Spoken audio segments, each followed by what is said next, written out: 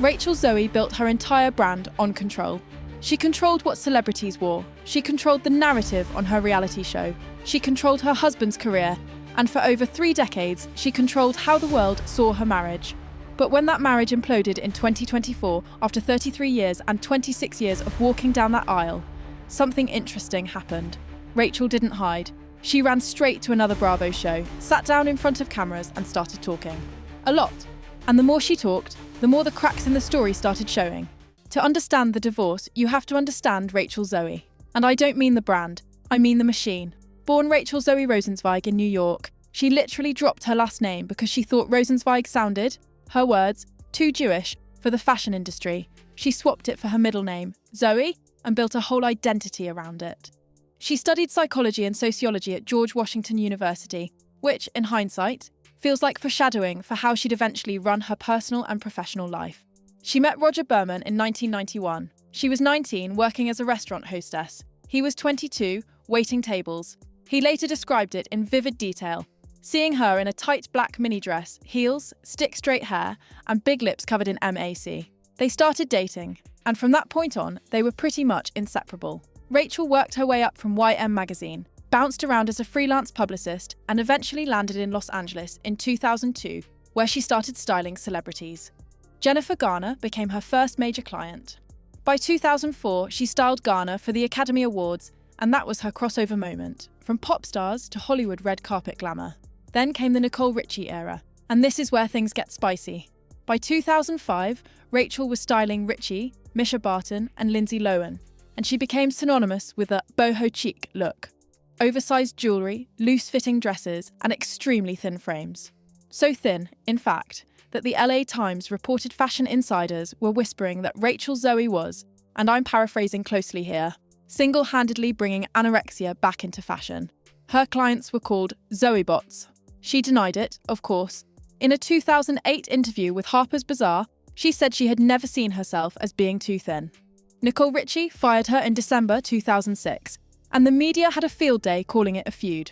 But none of that slowed Rachel down. By 2008, she had her own Bravo reality show, The Rachel Zoe Project. And that show is where the real story begins. Because it's where we got to watch, for 5 seasons, exactly how she treated the man she was supposedly building a life with. Here's what made The Rachel Zoe Project fascinating. It wasn't just a show about fashion.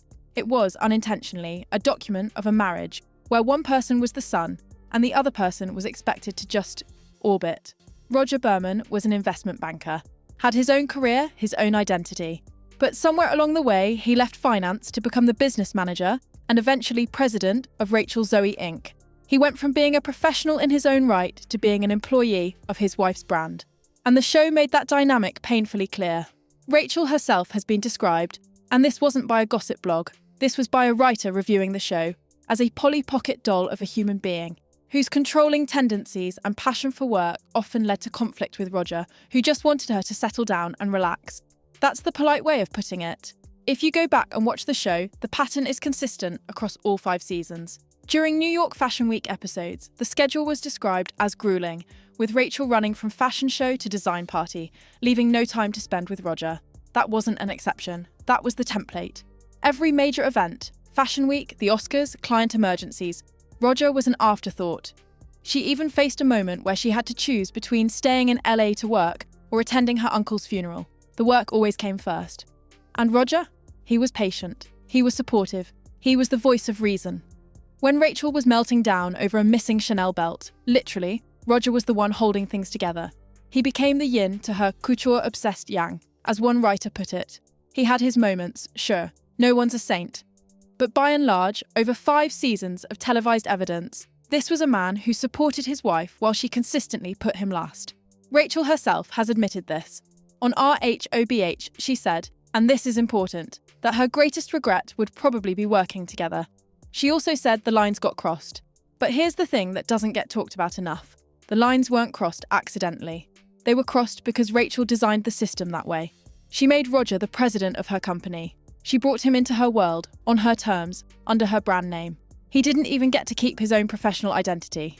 The company is called Rachel Zoe Inc., not Berman and Zoe. She even admitted on a podcast that she would never take a man's last name, and she never professionally used Berman. Though she did use it privately, for the kids' school, for travel. Professionally, from age 21, she was Rachel Zoe.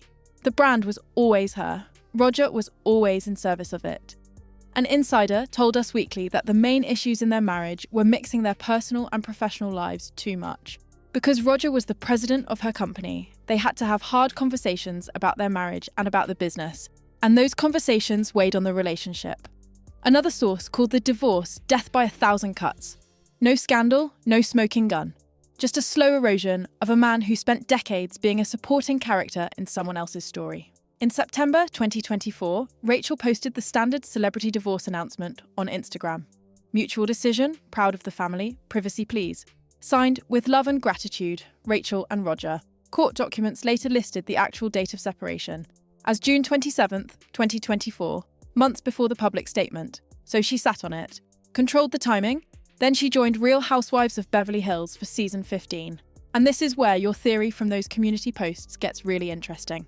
Think about the strategic brilliance of this move. Rachel Zoe is not a typical housewife. She had her own Bravo show for 5 seasons. She knows how reality TV works. She knows how to position herself, when to cry, when to drop a bombshell. And unlike the Rachel Zoe project, where she was the lead and everything revolved around her, Housewives gave her something valuable, other women to share the frame with. She could dish out her narrative in doses, get emotional, then let the camera swing to Kyle Richards' drama or Doric Kemsley's issues while she caught her breath. The RHOBH Season 15 premiere was Bravo's biggest season premiere ever on Peacock. Rachel knew what she was walking into. She even told The Hollywood Reporter that people had been asking her to come back to Bravo for a decade, and that the stars aligned. On the show, she positioned herself as the victim of a marriage that slowly went wrong. She tearfully said the person she was with her whole adult life was in many ways unrecognisable, and that ultimately that person didn't feel right around her or around her kids. She described waiting 18 years before having children and called themselves the Notebook couple, invoking a movie about an unbreakable love story to describe a marriage she was dismantling on television. She revealed there was no prenup. She said she didn't want spousal support, didn't want to pay it or receive it. She framed it as wanting a clean break, a new beginning. Very noble sounding. Then the Aspen call. This is the narrative centrepiece of her entire season. She described being at a friend's birthday in the Hamptons, while Rodger was in Aspen. He called her. Whatever he said, she said she saw red. She described literally being on the ground, crying harder than she ever had. She told producers that some things happen for reasons to force your hand, but she never said what he actually told her. That mystery, the unnamed sin, became the engine of her entire storyline. She filed for divorce in July 2025, citing irreconcilable differences. On the show, she announced it had happened that same morning. Just a typical day, she joked sarcastically. Now here's where it gets really compelling. Because through all of this, the RHOBH confessionals, the podcast appearances, the People magazine interviews, the Watch What Happens Live segments. What has Rodger Berman actually said publicly? Almost nothing. His one notable statement was to Vanity Fair in December 2025, where he said, "The separation is very amicable and our relationship is in a great place." He also mentioned he no longer had a girlfriend. That's it. That's the entire public record of Rodger Berman's side of a 33-year relationship ending. Rachel admitted on WWHL that Rodger's not thrilled with what she's been saying on the show and that people, his friends, have been telling him about what she's sharing. But he hasn't gone on the record to dispute anything. He hasn't done his own confessional. He hasn't written a counter Instagram post. Meanwhile, Rachel has done podcast after podcast, told The Hollywood Reporter that her life was unravelling in real time during filming, and said she felt a responsibility to help women watching the show. She admitted she's sometimes unaware of the cameras and blacks out what she says, only to get home and wonder what came out of her mouth. She even admitted that certain comments, like flippantly mentioning people trying to set her up with Mauricio Umansky, ended up haunting her. And then there's the question of the kids. On the show, Rachel's boys, Skylar and Caius, do appear. But here's the detail that matters. Rodger had to sign consent forms for those boys to be on camera. He could have said no, he didn't. Rachel even told The Hollywood Reporter that the boys were the reason she did the show, that they encouraged her, telling her it was time for her to go back to doing her thing. But when you watch those scenes with the boys, something's notable. When Rachel asks them prodding questions about the situation, about their dad, the kids don't give her much. There isn't a lot of complaint there. They're not feeding her a villain narrative about their father. Which raises the question, If the kids aren't painting Rodger as a monster and Rodger isn't defending himself in public, what exactly is the arrangement here? If you want to support content like this, now would be a great time to smash that subscribe button and hit the like. Because this story has layers, and we're just getting to the good part. And if you thought the divorce storyline was enough drama for one season, Rachel Zoe said, "Hold my oversized Starbucks cup," because she came into RHOBH season 15, swinging in every direction. First, the cheating confession. During an episode in the Hamptons, Rachel casually revealed to Kyle Richards and Dorrit Kemsley that she had fooled around with a male model back in the late 90s when she and Rodger were still dating. She was in Miami for a photo shoot. One thing led to another, and the next day she said she felt like she wanted to die. She told Rodger immediately. And his response? He threw her a surprise birthday party a few days later and proposed the next night in the Hamptons. She described this model as the only other guy she ever kissed in 33 years. Now, fans actually defended her on this one. Reddit was largely on her side, saying a make-out session before you're engaged isn't exactly a federal crime. But the timing of her dropping that story, on a show where she's building a case for why her marriage fell apart, is very Rachel. She's giving you a confession, but it's a strategic one. She comes out looking honest and loyal. Rodger comes out looking so secure he proposed the next day. Everybody wins. Except now you're thinking about the fact that Rachel Zoe opened her marriage on a lie she's only now framing as a charming origin story. Then there's the Mauricio Umansky situation. On the season 15 premiere, Rachel dropped that 3 separate people in one night at a music festival in Aspen tried to set her up with Kyle Richards' estranged husband. 3 people, 1 event. She said her knee-jerk response was, "Are you okay? No," partly because of her relationship with Kyle's sister, Kathy Hilton. She later told The Hollywood Reporter she regretted saying it so flippantly because it was haunting her. But she said it, on camera, in her first episode, about her castmate's husband.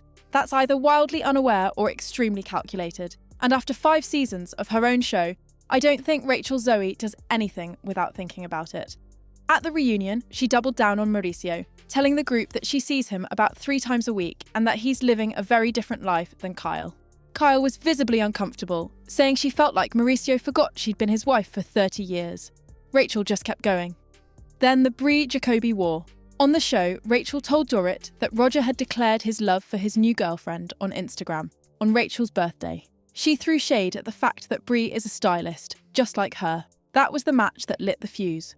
Brie fired back on Instagram with a 5-slide statement. She said her birthday is actually September 2nd, 1 day after Rachel's, not 3. She said they'd been dating for almost 2 years. She called Rachel a great actor and said she was sick of her storyline. She accused Rachel of calling her trash, of blocking her on Instagram, and of refusing to co-parent peacefully. And she ended the whole thing with, "See ya at the bar mitzvah." Meanwhile, Rachel said nothing back publicly. And then there's the girlfriend at the airport incident. Rachel told Erica Jane, in a scene that didn't even air on TV initially, that Rodger's girlfriend just showed up at the airport while they were putting the boys on a plane to summer camp. No warning, no heads up from Rodger. The girlfriend walked up and said hi to the kids. Rachel's reaction was an unfiltered, "What the f***? She later said on the after show that everything about that person brings out the worst in Rodger and makes him not make good decisions. She also said any good woman would have said, "Your kids aren't ready to see me yet." Then the Aspen sequel. After Rodger broke up with Brie in mid-November, while Rachel was at BravoCon 2025 in Las Vegas, he apparently moved on fast. Rachel revealed he showed up in Aspen with a completely different woman, while Rachel was also in town. When Rodger told her he was single as ever, Rachel clapped back, saying, "Being single doesn't mean going to Aspen with somebody for a week that you met 3 weeks ago." And through all of this, Rachel's also been living her hot girl summer. She's been dating younger guys, not like in their 20s, she clarified at the reunion, buying herself a divorce ring and showing up to Paris Hilton's premiere holding hands with a man named Sasha Hart, a relationship coach, who she later insisted was just a friend. She told people she doesn't need a man for traditional reasons, because she's financially and socially independent. She said dating has been incredibly fun and really wasn't hard to get into. Consider this. Rachel Zoe is a triple Virgo. If you know anything about astrology, or even if you don't, Virgos are known for precision, control, and analysis. Rachel has those traits in triplicate. She admitted on RHOBH that every single decision she makes, every lens she looks through, is through the lens of her children. Every breath she takes for the last 14 years has been for her kids. That's her framing. But there's another way to read this situation. Rachel is someone who, her entire career, has controlled narratives. She controlled how celebrities looked. She controlled her reality show. She controlled her brand. She even controlled her own name, dropping Rosenzweig for Zoe, refusing to take Berman. Now she's going through the most public failure she's ever experienced. And Rodger, the man who spent decades quietly supporting her, who left his own career to run her company, is saying nothing. He told Vanity Fair everything is amicable. His girlfriend, Brie Jacoby, is the one who's actually been doing the talking. Brie went on Instagram and said Rachel did not want to be married, that Rachel herself said she wished she'd left 7 years ago. Brie called Rachel a jealous woman who needs a new storyline and takes zero accountability for her own behaviour. Brie said she'd been dating Rodger for almost 2 years and that Rachel knew for months, directly contradicting the blindsided narrative Rachel presented on RHOBH. Brie even ended her statement with, "See ya at the bar mitzvah," which, whatever you think of the drama, is a line. But Rodger himself, silent, still the president of Rachel Zoe Inc., still a huge cog in the business machine. Still the guy who signed the consent forms for the boys to appear on the show that's being used to paint him as the problem. So maybe, and this is speculation based on the pattern, there's a deal here that no one's spelling out. Rachel gets to control the public narrative, have her hot girl summer, be the resilient woman starting over on national television. Rodger lets her have that stage without a rebuttal. And in return, the financial side of the split, the one with no prenup, the one involving a company that bears her name but that he co-built, goes smoother than it might otherwise. She won't argue over the money, he won't argue over the story. What makes this whole thing fascinating isn't really the divorce itself. Couples divorce all the time, it's the machinery around it. Rachel Zoe has spent over 20 years building an image. First as the stylist who could make anyone look good, then as the reality star who had the perfect marriage, then as the entrepreneur who balanced work and family, and now as the brave woman who walked away. But if you rewind the tape, literally, to the Rachel Zoe project, you see a woman who consistently put work above her partner, who built a company that erased his professional identity, who admitted her greatest regret was the thing she specifically designed and chose. And the fashion industry controversies, the anorexia accusations, the size zero era she helped popularise, the Nicole Richie fallout, those aren't footnotes, they're part of the same pattern. Rachel Zoe shapes reality to fit her vision, and when reality pushes back, she moves to the next chapter and rewrites the story.